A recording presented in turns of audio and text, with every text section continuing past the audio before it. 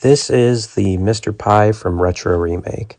It's my favorite way to play retro games without needing original hardware, which can take up a lot of space and get really expensive to maintain and collect for. In this video, I'll explain how it works and help you decide if it's the right choice for you. This is an FPGA gaming console that allows you to play anything from the PS1, N64, and Sega Saturn generation and older, with extremely accurate hardware-based emulation that has incredibly low latency.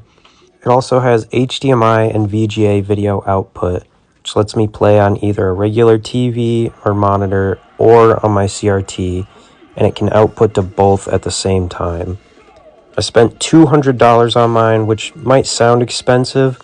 When you factor in the cost of original hardware and the games that go with it, you can easily end up spending way more money just to play a fraction of the games and consoles that this thing can.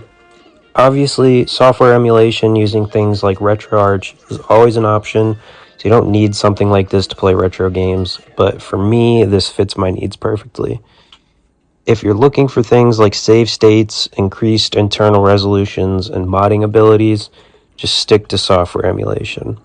If you want low latency, extremely accurate emulation with a very simple setup process, this might be for you. You can use any USB controller with it.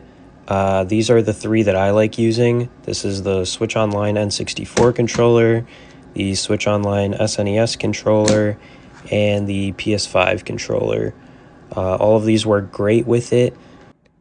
Overall, the reason why I got this thing in the first place is because it's just been incredibly convenient for me, as opposed to, collecting a bunch of older consoles and games, because I simply just don't have the money or space for that. So I can instead just collect, a few different controllers for a few different consoles and then just put the legally obtained ROM backups onto the SD card that I have slotted in. And then I can play anything I want with a relatively authentic experience.